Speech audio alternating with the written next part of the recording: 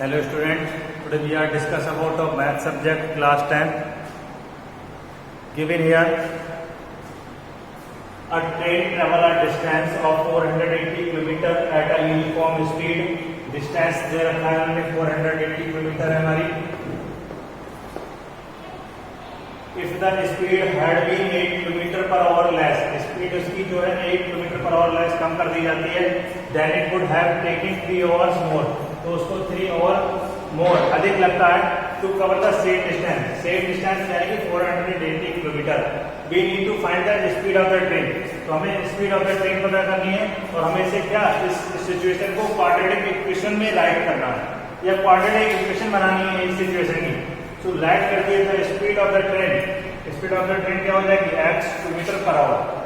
Okay, time taken क्या होता है? टाइम होता है हमारा डिस्टेंस अपॉन स्पीड हो जाएगा.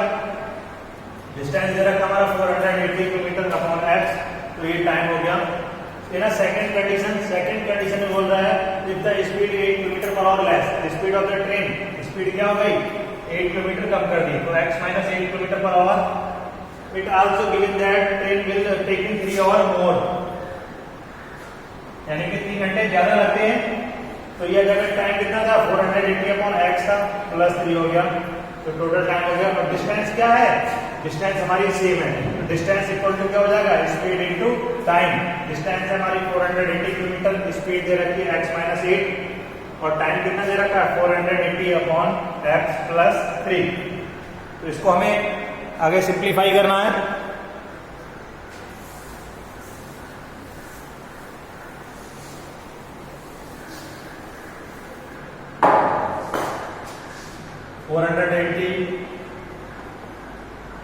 x minus 8 480 upon x plus 3 हो जाएगा. 480 आ जाएगा, मल्टीप्लाई करेंगे फर्स्ट टर्म से तो ये आ जाएगा हमारा 480 प्लस 3x आ जाएगा माइनस और ये आ जाएगा 808 आ जाएगा 88 आ जाएगा 64 कैरी 6 8 4 जा 32 और 6 38 आ जाएगा. अगेन चेक करते हैं 800